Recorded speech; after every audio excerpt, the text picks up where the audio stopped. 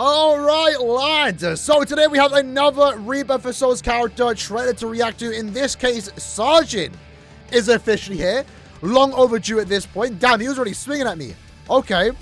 I'm excited for He looks a bit weird. I don't know what it is. I mean, it's a wolf man. But he's fighting Kaname. But Kaname's in the wrong outfit. Kaname's in the wrong outfit. Oh, damn, we're actually already using Tenken? That's actually really cool. But since we did... Damn! Since we did see with Renji, we know his Bankai here is actually going to summon it, right? That's going to be crazy. Can we see some gameplay? Yeah! So mad. That is so mad. I'm here for it. This is why I'm looking forward to Sajin. And that's his end pose too. That is clean. Alright then, so you know the drill, rewinding it. Let's check out what this character has to offer. And first up, we have the noble and proud captain of Squad 7. His Herculean strength allows his attacks to inflict heavy damage and cover a wide range. And having a look at his character intro, it's alright, it's alright. What's weird to me, while I was kind of thrown off here, is like this just looked... The head just looked weird. I don't know. I mean, Sajin's such like a different character when compared to anyone else, but he does look quite tall too. I'd be very curious to see how he and also Toshiro interact. The smallest character in Bleach versus the tallest character in Bleach, at least from the looks of it in Rebirth for Souls.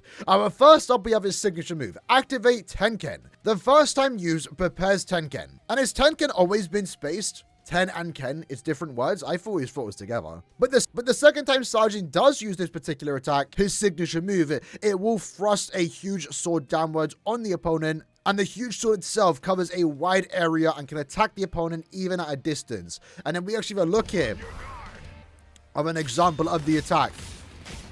So first up, you have the preparation, and then you actually can use it almost instantly, to be fair. So it's kind of funny that it even has an activation. I'm kind of curious to see if we have to keep activating it. Maybe you just literally press it once, and then after that, you just get to use the second part of the attack. So at that point, to me, it kind of feels like, why do we even need to activate it? Is that just me? I don't know.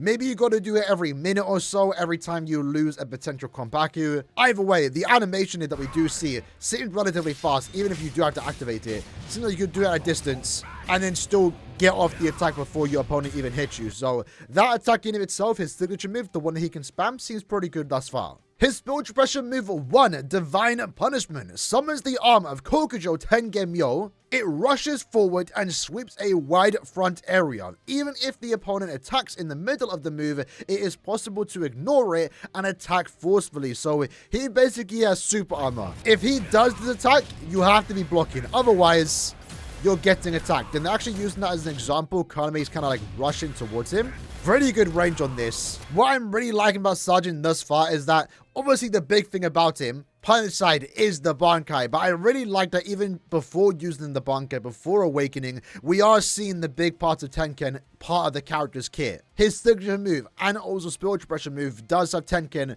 at least parts of his body, summon while he does the attack, which I think looks kind of cool. The pushback attack here, I like it.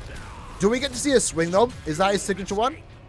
Yeah, so his second one is when the sword does come down. But reading what this one has to say, we have Imperial Authority. Kokujo Tengen-myo's huge sword is swung down, nullifying an opponent's guard and inflicts heavy damage. It has a long attack range and strong destructive power that can easily break through an opponent's defense. Sajin right now looks to be insane, so he has like super armor on his first attack.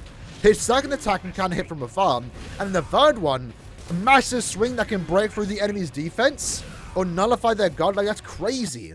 It does, to be fair, have like a super long charge up. And that's the question. Does it always have a long charge up? Can you just let it off early to get easy attack off? Deals less damage, or is it always just guarantee that you have to go through that very long animation, which they only play once because it is that long? But either way, animation-wise, I do like, again, it is part of Tengen. Coming down, slashing down, it's an attack you expect from someone like Sajin, and it looks cool too, just seeing the massive sword come down. I actually really like that. Again, it is part of his kit. Animation-wise, attack-wise, just what we are seeing from Sajin, I'm liking every attack thus far, in all honesty. And each attack looks like it offers something different, so thus far I'm down for it. He looks good before we even activate the Bankai. And the question is his Bankai even going to have a downside? Because Renji's does. Once Renji's defeated, it's done.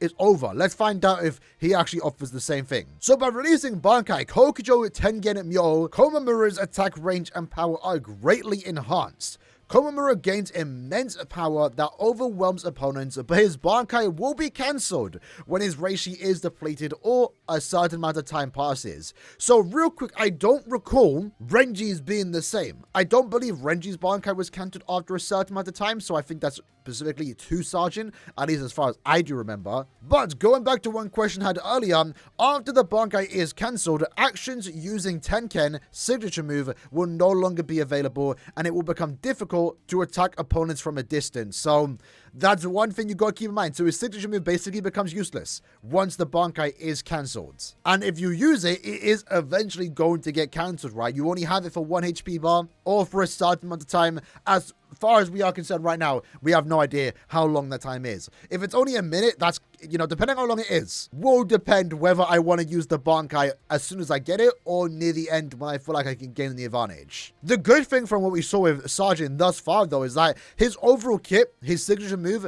his first and second spiritual pressure move, all look relatively good.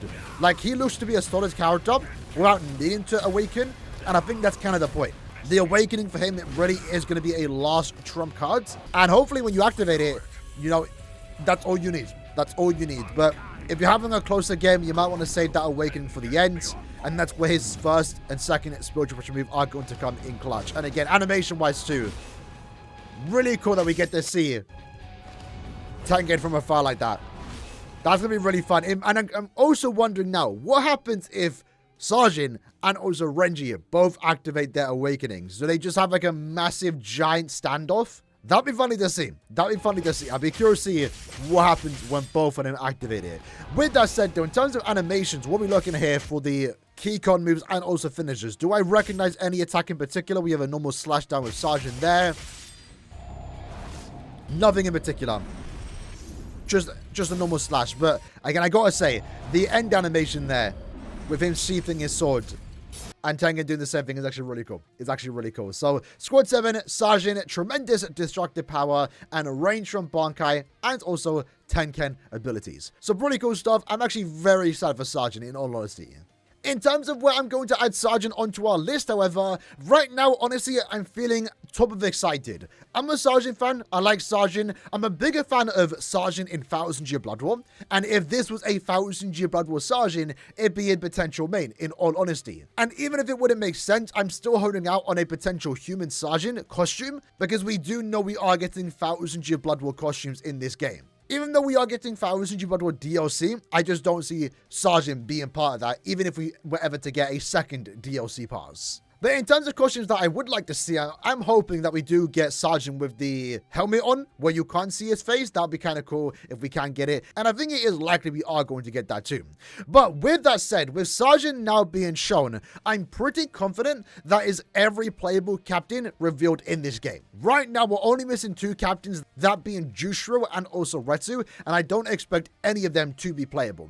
Retsu, I'm not expecting whatsoever. She doesn't actually do anything, and if they're not making Orihime playable, I doubt they're making Retsu playable. But having said that, since we do know we are getting 1000 Year Blood War DLC, I'm pretty confident Yachiru Unohana will be playable and be one of those DLC characters. And I think that'd actually be best case scenario. So instead of putting Retsu into the base game, let's save Yachiru for the DLC. And then Jushiro, I mean, they could make Jushiro playable. I just don't expect it. Like, if there's 2 captains you don't make playable, let's be honest, it's Jushiro and also Retsu. At this point in time, I'd say we have like a few more characters left to go. We still have to get some of the Espada, the main 4, Baragon, Hallibel, Stark, and at this point, probably Noritora. That's the main Espada covered. And then after that, there's a few leftover characters. I would say Ikaku, maybe Shuhei, and then maybe Dangai Ichigo and White Ichigo are like my remaining characters I want to see playable in this game. We have 2 months to go, so there's like maybe 8 or so more characters, hopefully a tad bit more. But I'm not expecting the roster to go anywhere above 40. But if we can get close to that,